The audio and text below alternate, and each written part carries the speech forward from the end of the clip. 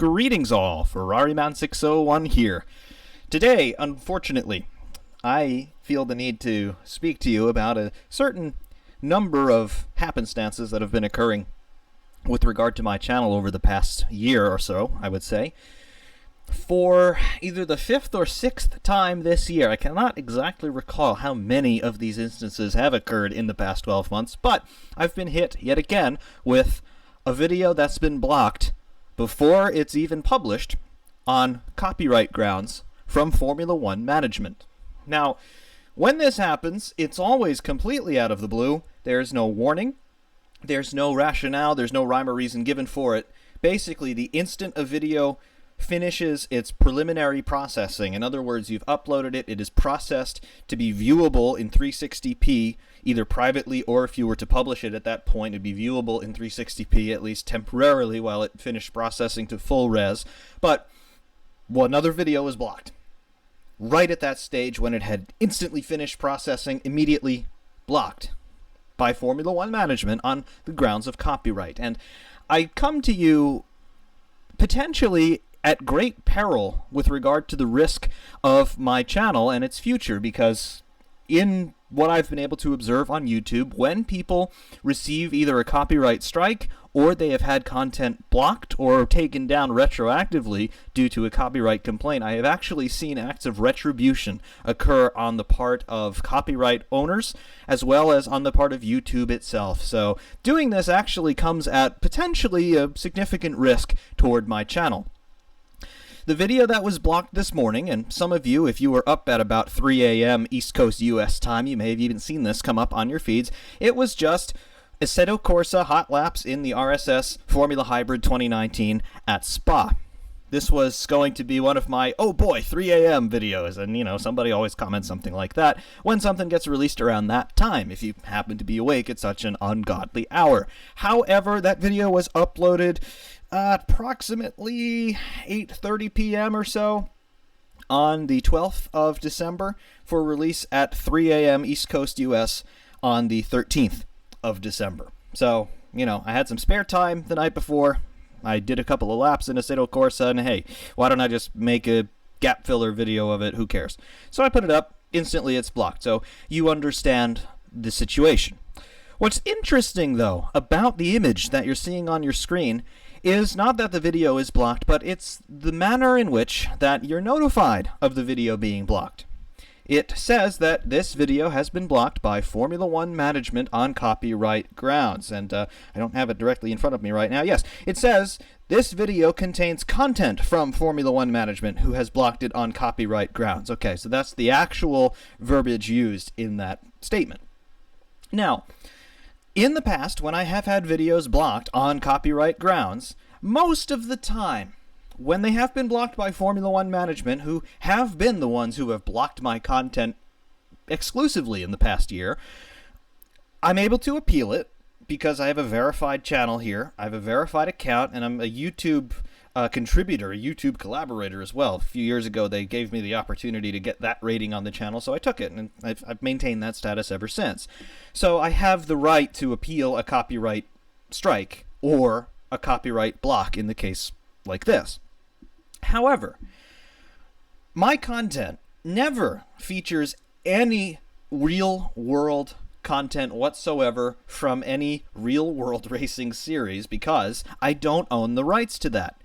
It is a crime to take someone else's work, to publish it as your own with no addition, deletion, with any alteration whatsoever, to present another person's work intact, passed off as your own, is a crime on its face.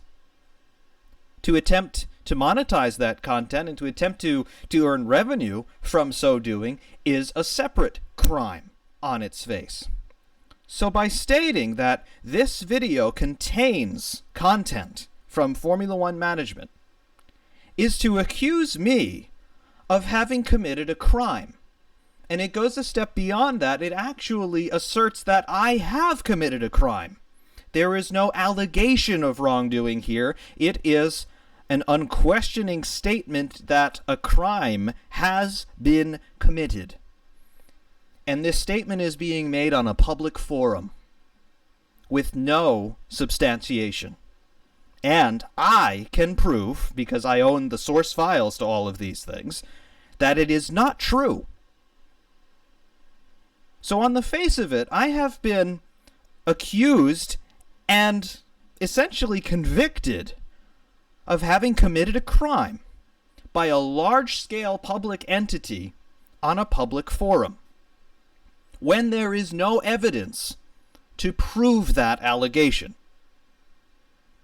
That's libel in my book. That's slander in my book. And those acts are actually crimes in and of themselves. So effectively, I have been stated in public as having committed a crime. I have been publicly accused and basically confirmed publicly of having stolen someone else's work. This is not true, and it is quite insulting that not only has content of mine which I have produced 100% myself, alone, unaided, not copied by anybody else or from anybody else, not only is that taken down with no notice and no immediate recourse to me, but then I'm publicly shamed for having posted my own content. This isn't right. I would say the most egregious case of this on the part of Formula One management this year was a video that I had posted from iRacing of the Dallara DW12 running around at Catalunya. I posted this video a little over a month and a half ago at this point, and initially I posted it to this channel, Ferrari 601. Again, just as has happened in this case, that video was immediately blocked when it had finished processing after upload. So again, it reaches 360p, the initial processing is done immediately. That video is blocked worldwide, and then I have the option to appeal that block if I so desire. And in that case, I chose to appeal that block. So about a month goes by, and the copyright claimant has 30 days by YouTube policy to review a claim and either to reject your appeal and keep the video blocked, or to release their appeal and to allow your video to be published. So I waited about a month for this, and Formula One management came back with their decision, and they said, no, this video from iRacing, which is a simulator of the Dallara DW12, which is a car that raced in the IndyCar Championship, is content from Formula One management.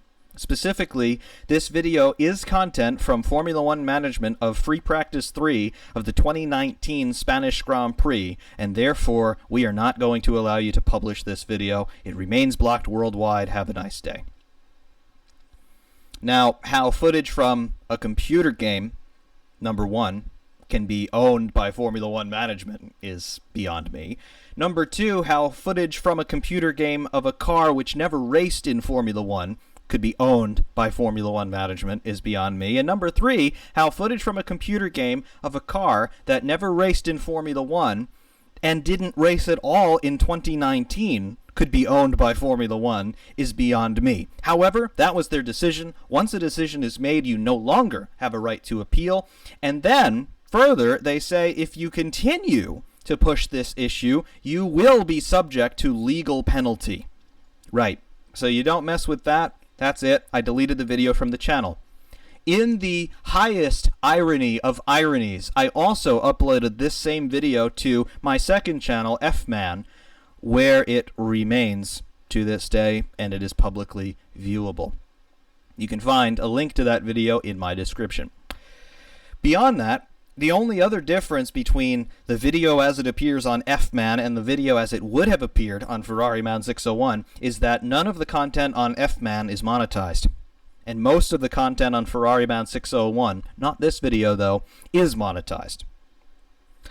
I don't know if that had anything to do with it. In other experiences where I have had copyright strikes on both channels for the same video, it didn't appear to have a difference whether something is monetized or not, but so be it. That video remains viewable, and as of recording this, it has a whole 8 views. Fantastic. So, in all of this, in summary, I suppose, it does leave me with a couple of questions. Number one, yes, when you upload to YouTube, you are implicitly agreeing to the terms of service, which very explicitly include don't upload other people's work unless you have explicit permissions to do so and you can prove it. I don't have those permissions, therefore I don't do it. However, the second question that I've really got is, all right, I know that I am actually, and I can verify this, and I can prove this with physical evidence that I am abiding by the terms and conditions of the user agreement, but the subject matter of all of these, sim racing is getting better and better year by year.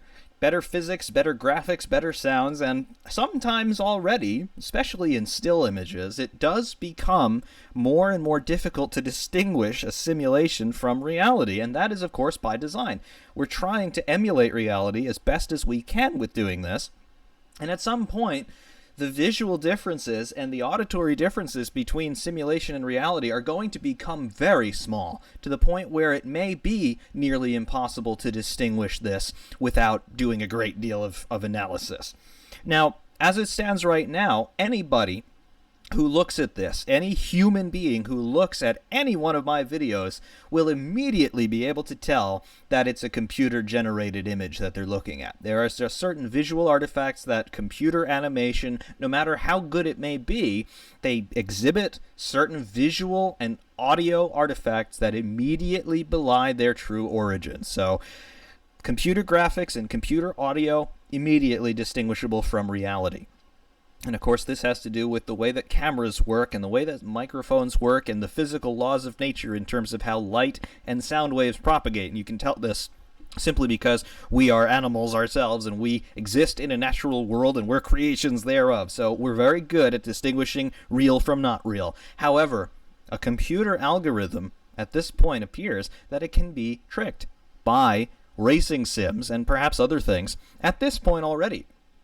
And I'm led to believe that because these videos of mine typically are blocked before they are published, and usually immediately after they finish their preliminary processing, I'm led to believe that they're blocked by a computer algorithm and not by a human being, because it would be impossible to have enough people to watch every single bit of content that's being uploaded to YouTube before it's published and screen it and determine whether or not it's copyrighted. So there must be computer algorithms that look not only at audio traces, because that seems to be pretty obvious in terms of trying to distinguish music. I mean, music is very distinctive and you can instantly recognize one song from another, and if you're really good and you've got training, you could instantly recognize whether something has been transposed or whatever. Fine. But with visual images, perhaps computers can't do it because, I don't know, let's try a little experiment here. When we look at an onboard view from an open-wheeled race car, you see that there are a few things that are going to be very constant. You see that we have got ourselves, and this is an image of a model, by the way, you can see that you're going to have the cockpit of the car visible toward the bottom and roughly in the middle of the frame. You're going to have 2 points, typically darker colors, of tires, right? You're going to have suspension elements, so roughly horizontal lines coming from those big black blobs of the tires. And then in the upper part of the frame, you're going to be seeing, depending on the type of car, you're going to be seeing bits of front wing, you're going to be seeing bits of nose, and then you're going to be seeing the road and the surrounding scenery. These shapes are very simple, and I don't think it would take too much time to program a computer to be able to recognize patterns like these in a bit of video. That's just an artifact of the way things are. It's an artifact of the way these cars look, and it's therefore an artifact of the way that these things look in racing sims too. If that is what suffices to get somebody's content blocked immediately with no warning and no immediate recourse, that's a problem, because again, I don't think anybody is going to be looking at the image on your screen right now and say, oh, clearly this is footage from free practice 3 of the 2019 Spanish Grand Prix. No, this is some loser with a model car on his desk. Clearly, that's what this image is. But if you're a computer and you don't have common sense, and you don't have experience of the real world to draw from to determine whether or not something is genuine or different, perhaps that is enough to get something blocked. And again, just some speculation on my part. But again, it's something that's very disheartening. And again, it is insulting as well to be accused of having committed a crime on a public forum when you can show beyond any shadow of doubt that what you have done is original and is not anybody else's but your own. It's very disheartening indeed. At any rate, I thank you very much for listening to this rant, and we'll see what the future holds. Until next time, Ferrari Man 601 saying thanks, and of course, we will see you soon.